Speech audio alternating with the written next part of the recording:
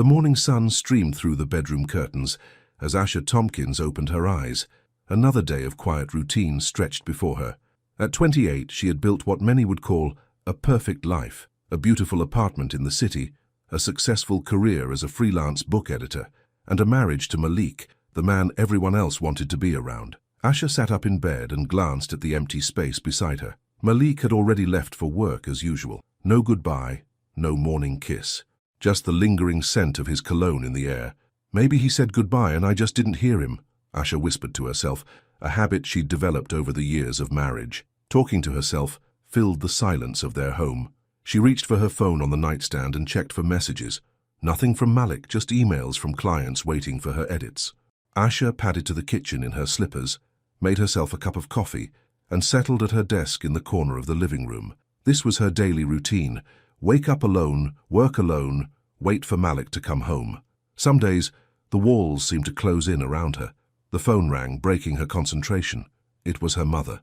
"Good morning, baby girl." Her mother's warm voice filled the line. "How are you doing today?" "I'm fine, Mama," Asha replied, the same answer she always gave. "Just working." "And how's Malik? Still busy with that new artist of his?" Asha stared at the framed photo on her desk. It was from their wedding day 5 years ago. Malik looked at the camera, not at her. "He's good. Busy. You know how it is." Her mother sighed. "You two need to make time for each other. Marriage doesn't water itself." After hanging up, Asha couldn't focus on work. Her mother's words echoed in her mind. When was the last time she and Malik had really talked? Not about bills or schedules, but about dreams, fears, or even just their day. The afternoon slipped away, and soon it was evening. Asha prepared dinner, Malik's favorite pasta dish. Maybe tonight they could reconnect. The front door opened at 7 o'clock sharp. "Something smells good," Malik said, setting his bag down by the door. At 32, he was even more handsome than when they'd met. Success had given him a confidence that drew people in. "I made your favorite," Asha said, smiling as she set the table. Malik kissed her forehead, a quick peck that felt more like habit than affection. "Actually, I can't stay for dinner. I got a call about an emergency session tonight. Some big rapper is in town just for today and wants to work with me." Asha's smile faltered. "Oh, okay. Don't wait up. These sessions can go all night." He was already heading to the bathroom to freshen up. "I'll make it up to you this weekend, promise." 20 minutes later, he was gone again, leaving Asha alone with 2 plates of pasta and an empty apartment. She put his portion in the refrigerator, ate hers in silence, and then cleaned up the kitchen. This wasn't the first time Malik had cancelled their plans for work. Music was his passion, his dream. She had always supported that. But lately, something felt different. There was a distance between them that seemed to grow wider each day. After washing the dishes, Asha sat on the couch and opened her laptop to finish her work, but her mind kept drifting to Malik and his late-night session. He had been having a lot of those lately. Always last minute, always urgent. A text message lit up her phone screen. It was from Malik. "Studio on 10th Street. Don't wait up. Love you." Asha stared at the message. Studio on 10th Street? That was odd. Malik usually worked at Rhythm House on 22nd. He'd never mentioned a studio on 10th before. Something twisted in her stomach, a feeling she couldn't name. Before she could think too hard about it, she closed her laptop, grabbed her jacket and purse, and headed out the door. The city was alive with Friday night energy as Asha drove toward 10th Street. She wasn't even sure what she was doing. Checking up on her husband? That wasn't like her. She had always given him space, trusted him, but that knot in her stomach wouldn't go away. She found the address and parked across the street. Sound Studios was dark with a closed for renovation sign on the door. Asha sat in her car, confusion washing over her. Had Malik given her the wrong address? She checked her phone again. No, he definitely said 10th Street. She was about to start the car and head home when she spotted him. Malik walking down the sidewalk, but not toward any studio. He was heading into La Mer, one of the most expensive restaurants in the city. Asha sank lower in her seat, her heart pounding. Maybe it was a business dinner. Maybe the studio session was after. But why lie about it? She waited, watching the restaurant entrance. 10 minutes passed. 20. She was being ridiculous, she told herself. She should just go home. Then Malik appeared in the window at a table near the front of the restaurant. He wasn't alone, and it wasn't a business meeting. Across from him sat a woman in a red dress, her back to the window. Malik was holding her hand across the table, looking at her in a way he hadn't looked at Asha in years. "No," Asha whispered, her hands gripping the steering wheel. The woman turned slightly and Asha caught her profile. Something about her seemed familiar, but from this distance she couldn't be sure. Asha should have driven away, should have gone home, packed her things and been gone before Malik returned. That's what people did in movies. But she didn't move. She waited, watching as Malik and the woman enjoyed an intimate dinner, complete with wine and dessert. They laughed. They leaned close. His hand never left hers. After nearly 2 hours, they emerged from the restaurant. Malik's arm was around the woman's waist as they walked to his car. Asha followed them, keeping a safe distance, her mind oddly calm despite the storm raging in her heart. They drove to the outskirts of the city to the Hotel Bellamy, a small exclusive place known for its discretion. Parked across the street, Asha watched as Malik and the woman entered the hotel. They didn't check in. They already had a key. How many times had he been here before? How long had this been going on? But the bigger question that kept spinning in Asha's mind, who was she? The woman had seemed so familiar even from a distance. Something about the way she moved, the shape of her profile. Asha waited outside the hotel for another hour, not sure what she was waiting for. Confirmation? The woman's identity? Or maybe just for the numbness to wear off so she could feel the pain that was surely coming. Finally, she started her car and drove home. Her hands didn't shake. No tears fell. She was eerily calm, like she was watching someone else's life fall apart. Back at their apartment, Asha moved mechanically. She showered, put on her nightgown and got into bed. She lay awake, staring at the ceiling, replaying the evening in her mind. Around 2 in the morning, she heard Malik's key in the lock. She closed her eyes, pretending to be asleep as he quietly entered the bedroom. "Asha," he whispered, "you awake?" She kept her breathing even, her eyes closed. He sighed, then went to the bathroom. She heard the shower running. When he finally came to bed, he smelled of hotel soap and guilt. Malik fell asleep quickly, but Asha remained awake, her mind racing with questions. Why hadn't she confronted him? Why was she lying here next to him, pretending everything was normal?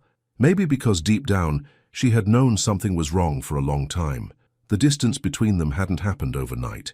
It had grown slowly, inch by inch, day by day, until they were living separate lives under the same roof. Morning came, and Asha got up before Malik. She made coffee and sat at the kitchen table, staring out the window as the city woke up. Malik emerged from the bedroom, yawning. "Morning, babe. You're up early." "Couldn't sleep," she said, not looking at him. He poured himself coffee and sat across from her. "Listen, about last night. The session went really well. This could be a big break for the label." Asha nodded, letting him spin his lie. "I was thinking," he continued, "maybe we could do something today, just the two of us. It's been a while." Now she looked at him, studying his face. Did he feel guilty?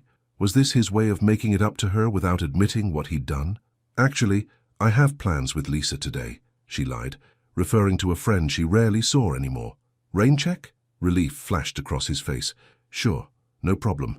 I should probably head to the studio anyway, follow up on some things from last night." More lies. So easy for him. After Malik left, Asha called in sick to her clients. She couldn't focus on work today. Instead, she sat on the couch with her laptop and opened social media. She hadn't used it much lately, but now she had a purpose. She scrolled through Malik's friends and contacts, looking for the woman in red. She wasn't sure what she was looking for until she found it. A photo from 3 months ago. Malik at a music industry party, and in the background a woman talking to another producer. Asha zoomed in, her heart stopping. "Jamila?" she whispered in disbelief. The face belonged to her cousin Jamila, who had once been like a sister to her. They had grown up together, shared everything until 5 years ago when Jamila suddenly cut ties with the entire family after a huge argument with Asha's father. No one would tell Asha what it was about, and Jamila never returned her calls. Asha hadn't seen or spoken to her cousin since before she married Malik. He had never even met Jamila, or so she thought. With shaking hands, Asha searched for Jamila's profile. It was private, but her profile picture was recent. It was her, the woman from the restaurant.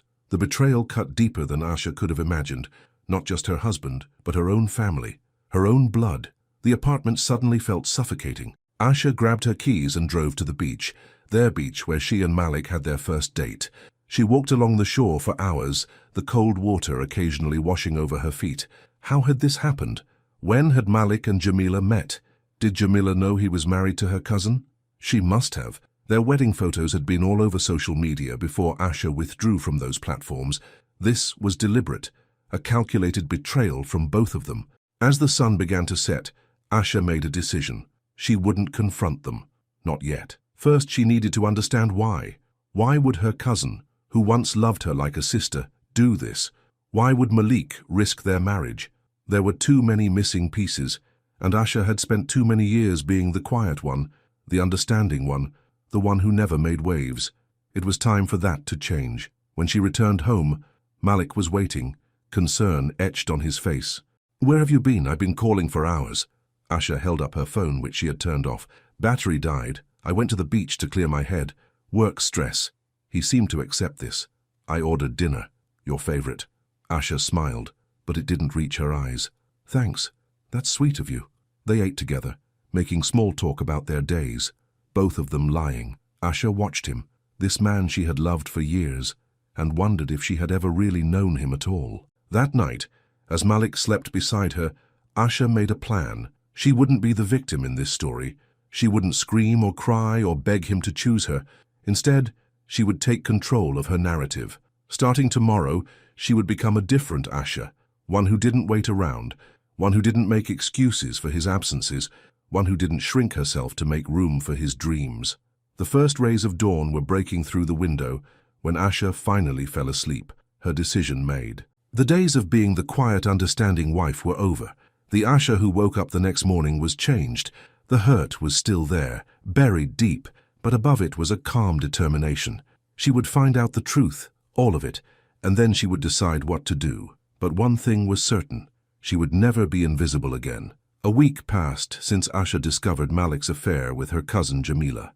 On the surface, nothing had changed. She still made coffee in the morning. She still worked at her desk by the window. She still smiled when Malik came home. But inside, everything was different. The first change was small. When Malik texted that he would be late, Asha didn't respond with her usual "miss you" or "can't wait to see you." She simply wrote, "Okay."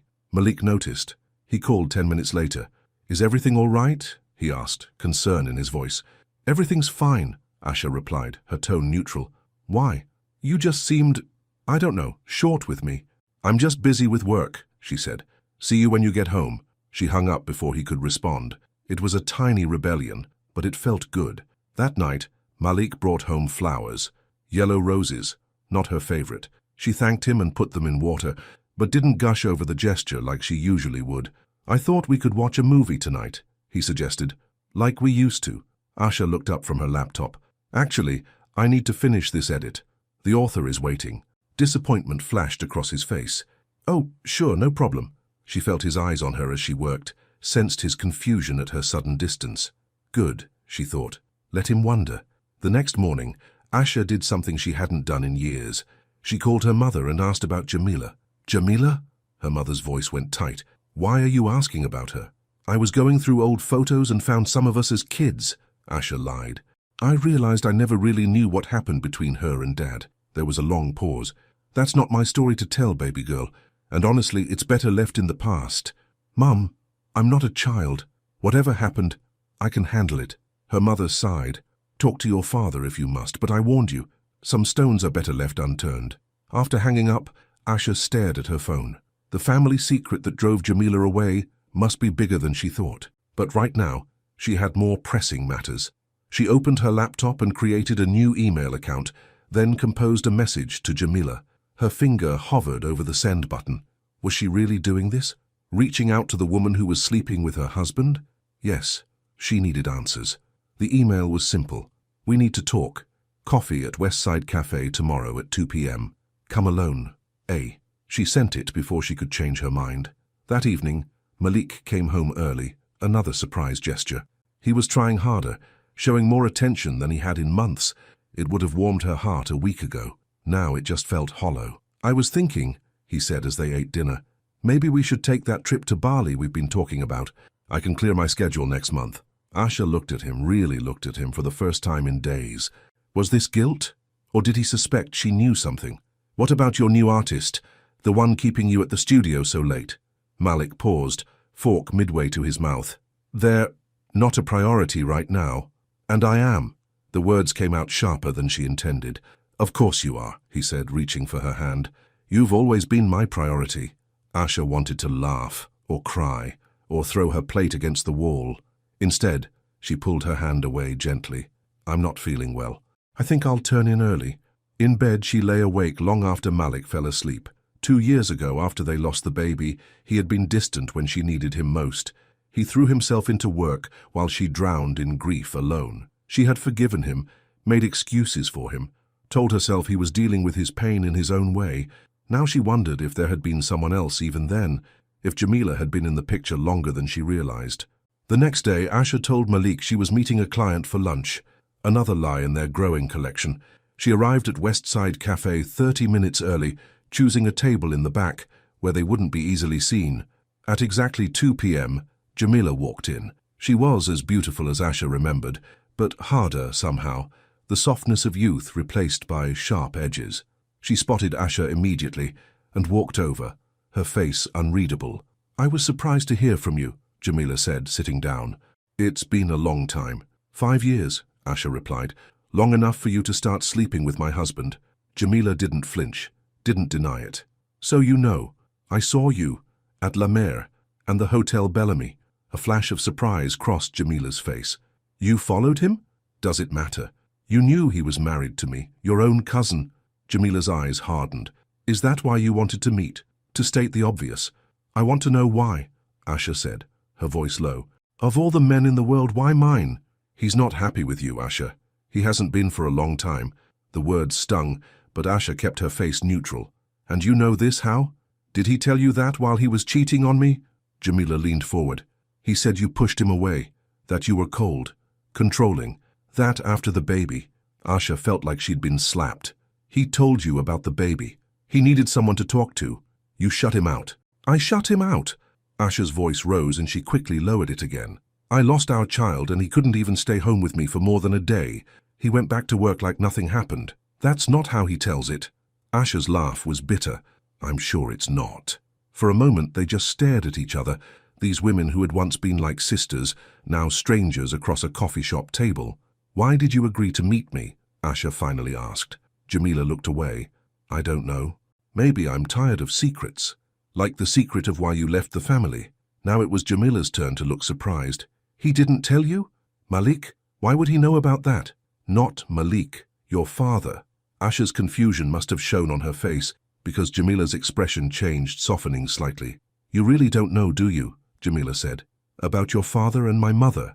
A cold feeling settled in Asha's stomach. "What about them?" Jamila shook her head. "If you don't know, I'm not going to be the one to tell you. Ask your father." "I'm asking you," Asha insisted. "I deserve to know the truth. All of it." Jamila studied her for a long moment. "The truth is messy, Asha. It's not black and white. Neither is what's happening with Malik. There's nothing messy about betrayal." "Isn't there?" Jamila stood up. "I have to go. This was a mistake." "Jamila, wait." But her cousin was already walking away, leaving Asha with more questions than answers. That night, Malik called to say he'd be working late again. Asha didn't argue. She used the time alone to drive to her parents' house. Her father was surprised to see her. At 60, he was still a handsome man, respected in the community as a successful businessman and family man.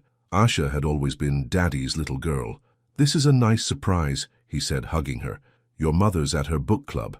"Good," Asha said, "because I want to talk to you about Jamila." Her father's smile disappeared.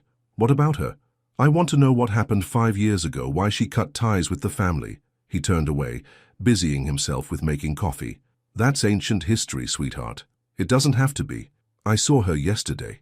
The coffee mug he was holding clattered against the counter. "You what?" "I saw Jamila," Asha repeated, "and she mentioned something about you and her mother." Her father's face went pale. "Whatever she told you, she didn't tell me anything. She said I should ask you." He sat down heavily at the kitchen table. "Why are you digging this up now?" "Because I'm tired of secrets," Asha said, echoing Jamila's words. "Because I think I deserve the truth." Her father looked suddenly older, the weight of whatever he was hiding etched in the lines of his face. "Your Aunt Sarah and we had an affair, years ago, before you were born. Your mother forgave me, but Sarah's husband didn't forgive her. They divorced. The family tried to keep it quiet." Asha sat down across from him. "And Jamila found out?" He nodded. 5 years ago. She confronted me, said I destroyed her family. She wanted nothing to do with any of us after that." Can't say I blame her. Why didn't anyone tell me? Your mother thought it would hurt you unnecessarily, and I was ashamed. Asha thought about Jamila, carrying that anger alone all these years, about her own husband, turning to Jamila of all people. Was it coincidence or was there more to it? Does Malik know about this? She asked. Her father looked confused. Why would he? Just wondering, Asha said, getting up. She needed time to process all this. I should go. Asha, her father called as she reached the door. I'm sorry for keeping the truth from you. She nodded but didn't turn around. Me too. Back home, Asha paced the empty apartment. Her father's affair, Malik's affair. Her family was built on secrets and lies, and she had been kept in the dark, treated like a child who couldn't handle the truth. When Malik came home that night, she was sitting in the dark living room. Asha, he called, flipping on the light. What are you doing sitting in the dark? Thinking, she said, about family, secrets, lies. He froze, keys still in hand. What's going on? I visited my father today, found out some interesting family history. Malik relaxed slightly. Oh, like what? Like the real reason Jamila left the family. Did you know about my father's affair with her mother? His expression gave nothing away. You never talk about Jamila. I barely know anything about her. Liar, Asha thought, but she just nodded. It's quite a story. Betrayal runs in the family, I guess. Are you okay? He asked, sitting beside her. You've been different lately. Asha looked at him, this man she had loved for so long. Have I? Or are you just finally noticing me? He frowned. What's that supposed to mean? Nothing, she said, standing up. I'm going to bed. Over the next few days, Asha made small but significant changes. She started going out more, to coffee shops, to work, to the gym, to dinner with friends she'd neglected. She stopped waiting up for Malik, stopped checking her phone for his messages. He noticed. Of course he did. His gestures became more desperate. More flowers, jewelry, promises of trips they'd never take.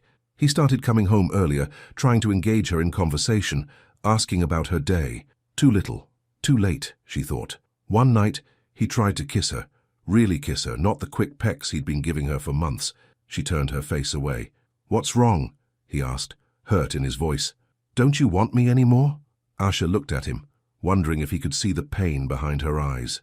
Do you want me, Malik? Really want me, or am I just convenient? The wife who's always here, always understanding, never asking too many questions? Where is this coming from? He looked genuinely confused. Of course I want you. I love you.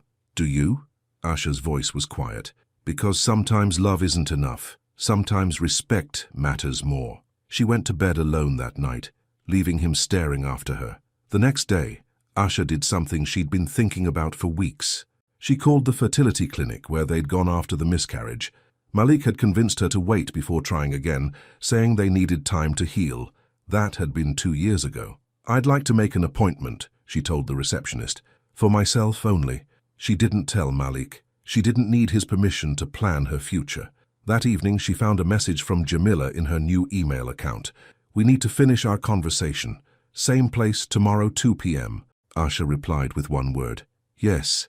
When she arrived at the cafe the next day, Jamila was already waiting. She looked tired, her usual perfect appearance slightly frayed at the edges. Thank you for coming, Jamila said as Asha sat down.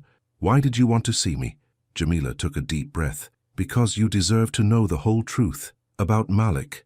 Asha steeled herself. I'm listening. He didn't know who I was when we met, Jamila began. It was at an industry event 3 months ago. He was charming, attentive, everything a girl wants. He told me he was separated, going through a divorce. And you believed him? He was convincing. Said his wife was cold, didn't support his career, that she'd changed after they lost a baby. Asha flinched. And when did you find out he was married to me? A month ago. I saw a photo of you two on his phone. I confronted him, told him I was your cousin. And yet you kept seeing him, Asha said, her voice hard. He said it was over between you in all but name, that he was just waiting for the right time to leave. Asha laughed bitterly. And you believed that too? I wanted to, Jamila admitted. But last night, he told me he couldn't see me anymore, that he wanted to work things out with his wife. How noble of him, Asha said, her voice dripping with sarcasm. I'm not telling you this to hurt you more, Jamila said. I'm telling you because you should know who you're married to. He's a liar, Asha. To both of us. Asha sat back, taking it all in. Why should I believe anything you say? Because despite everything, we're family. and I've lost enough family to last a lifetime." They sat in silence for a moment, two women hurt by the same man in different ways. "What are you going to do?" Jamila finally asked. Asha looked at her cousin, seeing glimpses of the girl she once loved beneath the woman who had betrayed her. "I don't know yet, but I'm done being the quiet one. The understanding one, the one who waits at home while he lives his life." Jamila nodded. "He doesn't deserve you. Maybe he never did." As Asha drove home, her mind was made up. No more pretending, no more looking the other way. Tonight, she would confront Malik with everything she knew. But when she got home, the apartment was empty. On the kitchen table was a note. "Working late. Don't wait up. Love you." More lies. Asha stood in the middle of their home, looking at the life they had built together. The wedding photos on the wall, the expensive furniture he had insisted on buying, the emptiness beneath the perfect surface. She picked up her phone and typed a message to Malik. "I know everything about Jamila, about the lies. Don't come home tonight." Her finger hovered over the send button. Once she did this, there was no going back. Their marriage, already broken in all the ways that mattered, would officially be over. She pressed send. Then she went to their bedroom and began to pack. Asha spent the night at a hotel downtown. Her phone turned off. She needed space to think, to breathe, to plan her next move. The weight she had been carrying for weeks felt lighter now that she had finally sent that text to Malik. No more pretending, no more silence. When she turned her phone back on the next morning, there were 17 missed calls from Malik and dozens of text messages. "Please call me. It's not what you think. We need to talk. I'm sorry. I love you." The last one had come in just an hour ago. "I'm at home. Please come back so we can fix this. Fix this." As if their marriage was a broken appliance that needed a simple repair. Asha checked out of the hotel and drove home, not to reconcile, but to face the truth head-on. When she walked into their apartment, Malik was sitting on the couch, his head in his hands. He looked up when she entered, his eyes red-rimmed. "Asha," he said, relief flooding his voice. "Thank God. I've been going crazy." "I'll bet," she replied, setting her overnight bag down. "Finding out your wife knows about your affair must be stressful." He stood up, moving toward her. "It's not what you think." "Stop." She held up her hand. "Don't insult me with more lies. I saw you with her. At La Mer, at the hotel. I followed you, Malik." His face fell. "You followed me. That's what you're focused on? That I caught you? Not that you've been cheating on me with my cousin?" Malik sank back onto the couch. "How long have you known?" "Long enough. And I've talked to Jamila. I know everything." Fear flashed across his face. "What did she tell you? That you told her we were separated? That you were just waiting for the right time to leave me?" Asha laughed bitterly. "That you told her I was cold, abusive, that I pushed you away after the miscarriage?" Malik ran his hands over his face. "I never said you were abusive, but the rest. You admit to that." He didn't answer, which was answer enough. "Why her?" Asha asked, the question that had been burning inside her. "Of all the women in the world, why my cousin?" "I didn't know who she was when we met," Malik said, his voice low. "By the time I found out, it was complicated." "Complicated," Asha repeated. "Is that what you call betraying your wife? Complicated?" Malik stood up again, an edge of defensiveness creeping into his voice. "You haven't exactly been present in this marriage, Asha, ever since we lost the baby." "Don't you dare!" She cut him off, her voice like ice. "Don't you dare blame me for your choices. I was grieving. I needed my husband, and you were never there. I was giving you space. I didn't need space. I needed you." Tears threatened, but Asha fought them back. "I needed you to hold me, to grieve with me. Instead, you buried yourself in work, left me to deal with it alone." "I was hurting too," Malik shouted. "Did you ever think about that? It was my baby too. And instead of talking to me about it, you found comfort with another woman, with my family." Malik's anger deflated. "It wasn't like that, not at first. Jamila and I, we were just friends." She listened. She understood. "She told me you ended it," Asha said. "After you found out who she was." He looked surprised. "She told you that?" "Yes, was that another lie?" "No," Malik admitted. "I ended it last week. I realized what I was risking, what I was throwing away." Asha crossed her arms. "Our marriage was in trouble long before Jamila. This isn't just about the affair." "I know that," Malik said, taking a step toward her. "But we can fix this, Asha. We can go to counseling. Take that trip I mentioned. Start fresh." Asha looked at him. This man she had loved for so long.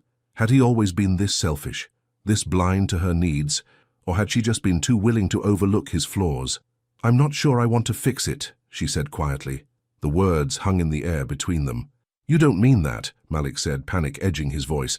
"We've been together for 5 years. You can't throw that away." "Like you threw it away when you slept with my cousin." "That was a mistake," he insisted. "A stupid, terrible mistake, but it's over. I chose you." Asha shook her head. "You didn't choose me, Malik. You got caught. There's a difference." "What do you want me to say?" "I messed up. I know that, but everyone deserves a second chance." "Do they?" Asha asked. "What if this isn't about forgiveness? What if it's about finally seeing the truth?" "What truth?" "That you and I have been living separate lives for years. That we don't talk, not really. That I've been lonely in this marriage long before you ever met Jamila." Malik looked stricken. "I didn't know you felt that way." "Because you never asked," Asha said simply.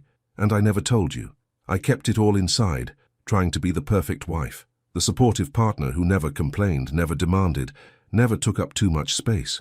She walked to the window, looking out at the city below. "I don't recognize myself anymore, Malik. I've become someone I don't like. Someone who waits around for scraps of attention from her husband. Someone who makes excuses for his absences, his coldness." "I'm not cold," Malik protested. "I love you." Asha turned to face him. "Love isn't enough. Not when there's no respect. Not when there's no honesty." "I can change," he said desperately. "I'll do whatever it takes." "And what about what I want?" Asha asked. "Have you even thought about that?" Malik hesitated. "What do you want?" It was the first time in years he had asked her that question, really asked with genuine interest rather than obligation. "I want space," she said after a moment, "to figure out who I am without you, to decide if this marriage is worth saving." "Are you leaving me?" His voice cracked. "I'm leaving this apartment," Asha clarified. "I've already found a place to stay for a while. I think we both need time to think." Malik looked panicked. "How much time?" "I don't know." She went to the bedroom and pulled out the suitcase she had packed the night before. "I'll be in touch about the rest of my things." "Asha, please." Malik followed her. "Don't do this. We can work it out." She paused at the door. "Maybe, but not today." As she walked out, Malik called after her. "I'll wait for you, as long as it takes." Asha didn't look back. She had rented a small apartment downtown, nothing fancy, but it was hers. As she unpacked her suitcase, her phone rang. It was Jamila. Asha hesitated, then answered. "Hello? I just wanted to check on you," Jamila said. "After our talk yesterday." "I confronted Malik," Asha said. "I've moved out." There was silence on the other end. Then, "I'm sorry, for my part in all this." Asha sat on the edge of the bed. "Are you?" "Yes." Jamila's voice was quiet. "I was angry, at the family, at your father, and when I found out Malik was your husband, I think part of me wanted to hurt you, to make someone else feel the pain I've been carrying." "Mission accomplished," Asha said dryly. "I know an apology isn't enough," Jamila continued, "but I am truly sorry, Asha, for everything." Asha closed her eyes. "I need time, Jamila. This isn't something I can just get over. I understand, but if you ever want to talk about any of it, I'm here." After hanging up, Asha looked around her new space. Empty walls, bare counters, a fresh start. She spent the next few days setting up her apartment and notifying clients of her new address. Malik called and texted constantly at first, then less frequently as the days passed. She responded only to practical matters, bills, mail, logistical questions about their shared possessions. Her mother called, worried. "Your father told me you know about—" "What happened?" she said hesitantly. "Yes," Asha replied. "And about Malik and Jamila." Her mother gasped. "What? Malik and Jamila? What are you talking about?" Asha realized her mother didn't know. She explained briefly, leaving out the most painful details. "Oh, baby girl," her mother said when she finished. "I'm so sorry. Why didn't you tell us?" "I needed to handle it on my own first," Asha said, "to figure out what I wanted." "And have you? Figured it out?" Asha thought about it. "I'm getting there." 2 weeks after moving out, Asha did something she'd been putting off. She drove to the lake house, her family's old vacation home that had been sitting empty for years. It was where she and Jamila had spent summers as children, building sandcastles and telling ghost stories under the stars. It was also where Jamila had sent her final message, "Let's meet where we buried everything." The lake house looked smaller than she remembered, weathered by years of neglect. The once vibrant blue paint was faded and peeling, the garden overrun with weeds. but the oak tree still stood tall by the shore, its branches reaching toward the sky. Jamila was already there, sitting on the old wooden dock, her feet dangling over the water. "I wasn't sure you'd come," she said as Asher approached. "Neither was I," Asher admitted, sitting down beside her. They sat in silence for a while, watching the sunlight dance on the water. "Do you remember the time we found that baby bird?" Jamila finally asked. "The one that fell from its nest?" Asher nodded. "We tried to save it, built it a little bed out of leaves and grass. But it died anyway," Jamila said softly. "We buried it under the oak tree, had a whole funeral service. You made us both black veils out of your mother's scarves," Asher remembered with a small smile. "She was so mad." "We were like sisters back then," Jamila said, her voice tinged with sadness. "What happened to us, Jamila?" Jamila looked out at the lake. "Life, secrets, anger. When you found out about my father and your mother, I was devastated," Jamila admitted. "It explained so much. Why my parents divorced, why my dad never wanted to see me after. I felt like my whole childhood was a lie." "So you cut ties with everyone," Asher said, "including me." "I was wrong to do that," Jamila said. "You were innocent in all of it, but I was so angry, so hurt. I couldn't bear to be around any of you. And then you met Malik." Jamila looked down. "I didn't know he was your husband at first. By the time I found out, I should have ended it immediately. But he made me feel seen, understood, something I hadn't felt in a long time. He has that effect on people," Asher said without bitterness. "It's what drew me to him too. He told me things about your marriage," Jamila said hesitantly, "about how you changed after the miscarriage." Asher tensed. "What did he say? That you shut down, pushed him away, that you wouldn't talk about it?" Asher was quiet for a moment. "We lost the baby in my second trimester. It was a boy." Jamila reached for her hand. "I'm so sorry, Asher. I was broken," Asher continued. "I needed Malik to help me through it. But he just wanted to move on. Like it never happened. Every time I tried to talk about it, he changed the subject, said we needed to stay positive." "That must have been lonely," Jamila said softly. "It was. I felt like I was grieving alone." Asher looked at her cousin. "But he told you I was the one who shut down." "He lies," Jamila said simply, "to get what he wants, to avoid difficult emotions." "I see that now." They sat in silence again, two women connected by blood and betrayal, trying to find their way back to something resembling truth. "I filed for divorce yesterday," Asher said suddenly. Jamila looked at her in surprise. "You did?" Asher nodded. "I realized something. I don't want to be loved like I'm an obligation. I want to be chosen. And Malik never chose me. Not really. Even when he ended things with you, it wasn't because he truly wanted me. It was because he was afraid of losing the comfortable life we had built." "Are you sure this is what you want?" "Yes," Asher said, and meant it. "I've spent too many years shrinking myself, staying quiet, making excuses for his behavior. I don't want to do that anymore." Jamila squeezed her hand. "For what it's worth, I think you're making the right choice. You deserve better." "So do you," Asher said. "Better than being someone's secret, someone's escape from reality." As the sun began to set, casting long shadows across the lake, Asher felt a weight lifting from her shoulders. There was still hurt, still anger, still a long road ahead, but for the first time in years she was speaking her truth, setting boundaries, taking up space. When she told Malik about the divorce, he didn't take it well. He showed up at her apartment unannounced, alternating between begging for another chance and accusing her of giving up too easily. "We can fix this," he insisted, standing in her doorway. "People overcome affairs all the time." "This isn't just about the affair," Asher said calmly. "It's about years of feeling invisible in my own marriage. It's about you lying to me, to Jamila, to yourself." "I made mistakes," he admitted, "but I'm willing to change." Asher looked at him. This man she had once thought was her forever. "The problem is, Malik, I've changed too, and the woman I am now knows she deserves more than what you're offering." "What is that supposed to mean?" "It means I don't want a husband who only appreciates me when he's about to lose me. I don't want a relationship built on lies and half-truths.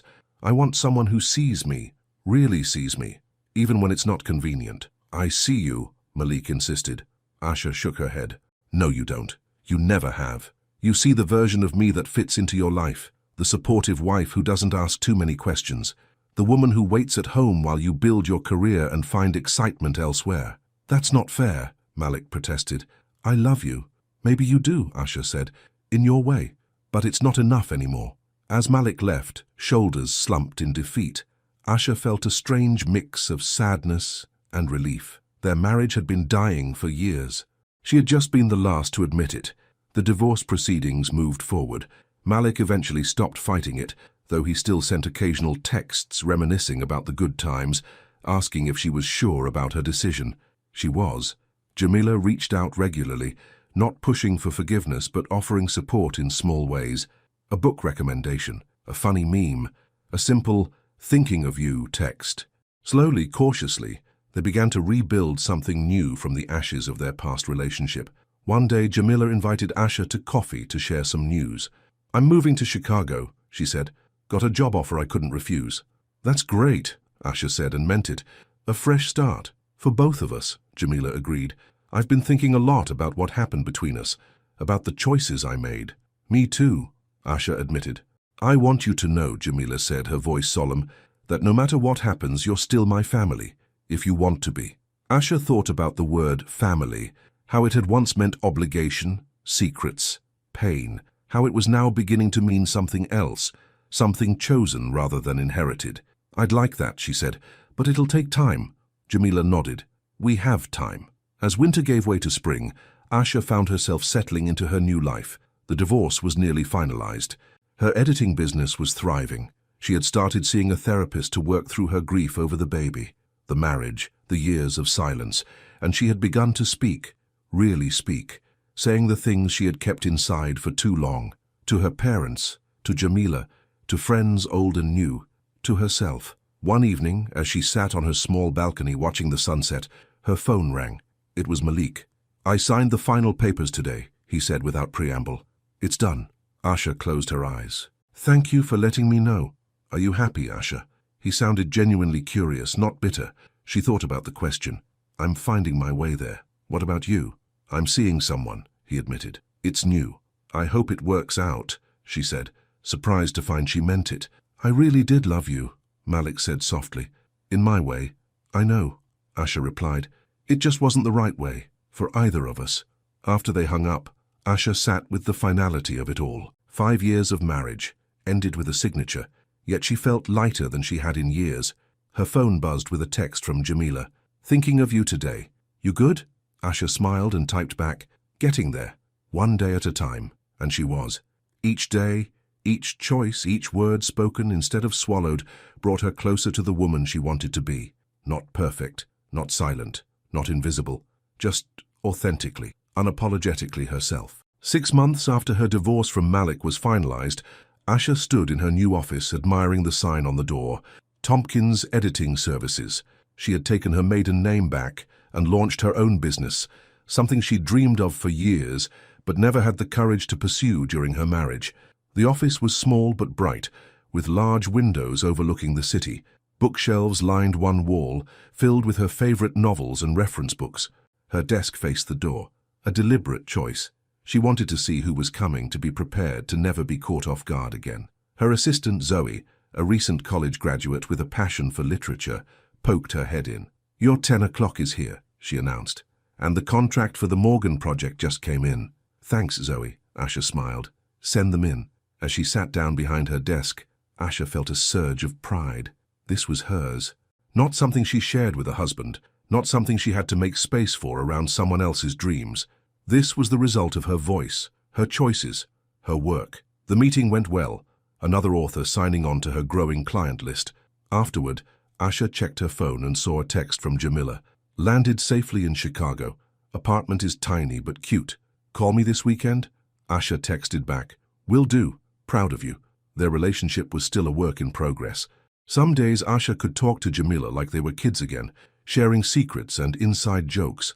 Other days, the memory of betrayal would surface, and she'd need to step back, create distance. Jamila understood, never pushed. That night, Asha met her friend Lisa for dinner at a new restaurant downtown. Lisa had been her rock through the divorce, offering a couch to cry on and tough love when needed. "Look at you," Lisa said as Asha arrived at the table. "Running your own business, rocking that new haircut. Divorce suits you." Asha laughed, touching her newly shortened hair. She'd cut off 8 inches a month ago, a physical manifestation of her fresh start. "It's not the divorce that suits me," she corrected. It's finally living life on my terms. Lisa raised her glass. To living life on our terms.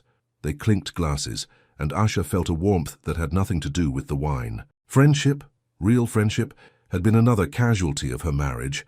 She had let those connections fade, too focused on being Malik's wife to nurture her own relationships. So, Lisa said, a mischievous gleam in her eye, are you ready to start dating again? Asha nearly choked on her drink. Dating? I'm barely used to living alone. It's been 6 months since the divorce, almost a year since you moved out, Lisa pointed out, and you're too amazing to stay single forever. I'm enjoying my independence, Asha said, learning who I am without a man defining me.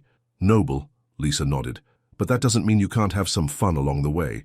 Asha shook her head, smiling, one step at a time.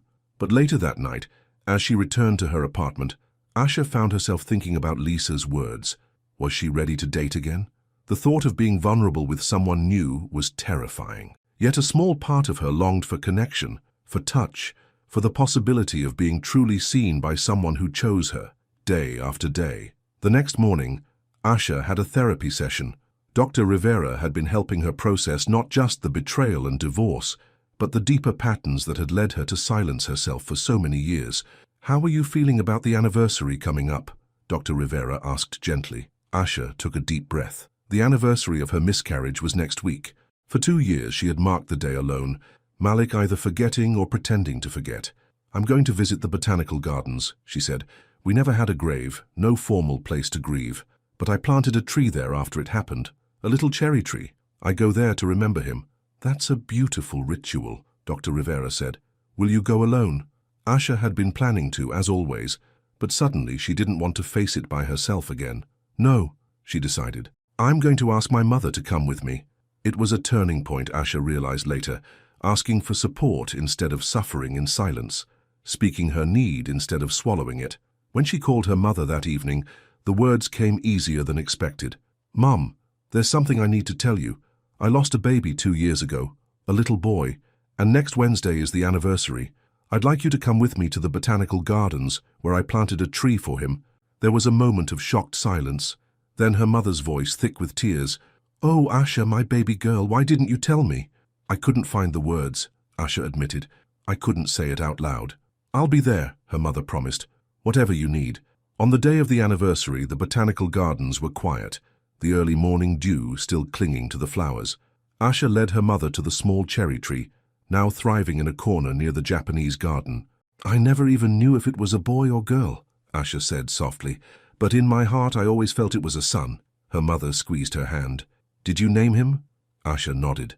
Michael, after Grandpa.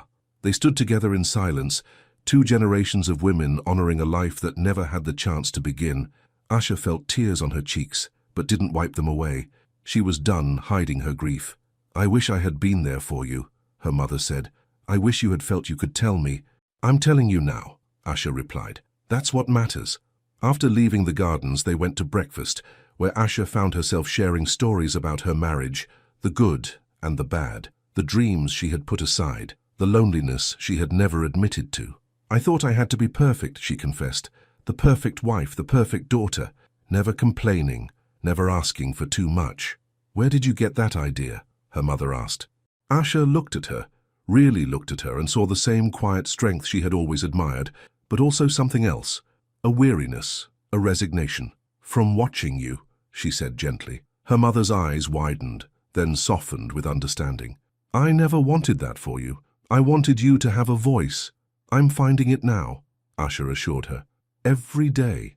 That evening, Asha had a video call with Jamila in Chicago. As promised, her cousin's apartment was tiny, barely enough room for a bed and a desk, but Jamila seemed happier than Asha had seen her in years. How was today? Jamila asked, knowing what the date meant. Hard, Asha admitted, but good. I took my mom to see his tree. You told her, Jamila said, clearly surprised. I'm done with secrets, Asha said. They only hurt in the end. They talked for an hour, about Jamila's new job, about Asha's business, about healing and forgiveness, and the slow, painful process of rebuilding trust. I'm seeing someone, Jamila said toward the end of the call.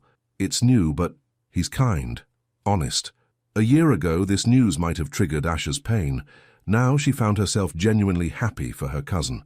"Tell me about him," she said, and meant it. Spring turned to summer, and Asha's business continued to grow. She hired a second assistant, took on bigger clients, even taught a workshop at the local community college on editing and publishing. Her days were full, purposeful. She started dating again, cautiously. A coffee here, a dinner there. Most didn't lead to a second date. Either the chemistry wasn't right, or Asha found herself falling into old patterns, trying to be what she thought they wanted, instead of being herself. One evening, after a particularly awkward date with a lawyer who talked about himself for 2 hours straight, Asha went to a bookstore cafe to decompress before heading home. She was browsing the fiction section when she noticed a man struggling to reach a book on the top shelf. "Need some help?" she offered, amused. She was barely 5'4" herself, but he seemed determined to get the book without asking a staff member. He turned, smiling sheepishly. "Is it that obvious?" "Only to a fellow short person who's been there," Asha replied, grabbing a nearby step stool and holding it out to him. "These are lifesavers." "My hero," he said, taking the stool. "I was too proud to ask for help." "Pride is overrated," Asha said. "Trust me." He grabbed the book, a collection of poetry, and stepped down. "I'm David, by the way." "Asha." There was something about him, not his looks, though he was handsome in an understated way, but the way he looked at her, really looked like he was seeing her, not just glancing past. "Can I buy you a coffee, Asha? As thanks for rescuing me from my vertically challenged predicament." She hesitated. She had just come from a date, wasn't looking for another one, but there was something genuine about him that made her curious. "Sure," she found herself saying. "Why not?" One coffee turned into two, then dinner the following week, then a walk in the park that Sunday.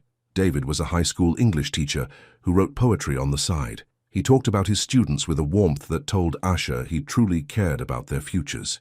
He listened when she spoke, asked questions, remembered details from previous conversations. "My ex-husband never remembered anything I told him," she admitted one night as they sat on a bench watching the sunset. "He'd ask me the same questions weeks later, like he hadn't been listening the first time." "That must have made you feel invisible," David said. Asha looked at him in surprise. "Yes, exactly. For what it's worth," he said. "I see you, Asha Tompkins, and I like what I see." They took things slowly. Asha was cautious, wary of losing herself in someone else again, but David was patient, respecting her boundaries, giving her space when she needed it. 2 months into their relationship, Asha introduced him to Lisa over dinner. "So," Lisa said when David went to the restroom, "he's gorgeous, smart, and actually listens when you talk. What's the catch?" Asha laughed. "No catch. He's just good. Simple as that." "And how are you feeling about it all?" Lisa asked, more serious now. "After everything with Malik, scared," Asha admitted. "Excited, cautious, all of the above." "That's normal," Lisa assured her. "Just don't let fear stop you from being happy." When David returned, he slipped his hand into Asha's under the table, a small gesture of connection that made her heart flutter. She was falling for him, slowly but surely, and it terrified her. That night, after Lisa left and they were walking back to Asha's apartment, she found the courage to voice her fear. "I'm afraid of disappearing again," she said suddenly, "of becoming so focused on being what you need that I forget who I am." David stopped walking, turning to face her. "I don't want you to be what I need, Asha. I want you to be exactly who you are. That's the person I'm falling in love with." It was the first time either of them had mentioned love. Asha felt her heart race. "I don't know if I remember how to do this," she confessed. "How to be in a relationship without losing myself." "Then we'll figure it out together," David said. "Day by day. No rush, no pressure." He kissed her gently, and Asha felt something she hadn't experienced in years. The certainty that she was exactly where she was supposed to be, with someone who saw her clearly. As fall arrived, bringing cooler temperatures and changing leaves, Asha's life settled into a new rhythm. Work during the day, evenings split between time with David, friends, family, and herself. She made sure to maintain her independence, keeping her own apartment, her own routines, her own boundaries. Jamila came to visit in October, a weekend trip to see family and catch up. She and Asha met for lunch, just the two of them. "You look happy," Jamila observed. "Really happy." "I am," Asha confirmed. "Not perfect, not fixed, but content." "And this David I've been hearing about?" Asha smiled. "He's good for me, sees me, respects me." "I'm glad," Jamila said sincerely. You deserve that. There was a moment of silence between them, comfortable now where it once would have been tense. I've been thinking, Jamila said, about coming back, not right away, but maybe next year when my lease is up. I miss home. What about your job? Asha asked. I can find another one, and my therapist thinks it might be good for me to face the past instead of running from it. Asha reached across the table, taking her cousin's hand. If that's what you want, I'd be happy to have you back. Even after everything? Jamila asked, her voice small. Family is complicated, Asha said. But we're trying, that's what matters. Later that night, at a dinner with both their families, a first since the secrets had come to light, Asha looked around the table. Her parents, older now but working on their relationship with new honesty. Jamila tentatively rebuilding connections with the family she had cut off. David, fitting in seamlessly, his hand warm in hers under the table, and herself, no longer the quiet woman who swallowed her words and shrunk her dreams. No longer the perfect wife or the obedient daughter, just Asha, imperfect and authentic, and finally speaking her truth. After dinner, as they walked to the car, David asked, "What are you thinking? You're smiling." Asha looked up at the night sky, at the stars shining bright above the city lights. "I'm thinking about how far I've come, how far we all have." "You're remarkable. You know that?" David said, pulling her close. "The way you've rebuilt your life, forgiven without forgetting, found your voice." "I'm still finding it," Asha corrected. "Every day." "Well, I'm here to listen," he promised, "for as long as you'll have me." When they reached her apartment, Asha invited him in, as she often did now, but tonight felt different, a turning point. "I love you," she said, as they stood in her living room, the words she had been feeling for weeks finally spoken aloud, "and that terrifies me." David didn't rush to reassure her or dismiss her fear. Instead, he held her gaze, understanding in his eyes. "Love should be a little terrifying," he said. "It means you're risking something real." "I can't promise I'll be perfect at this," Asha warned.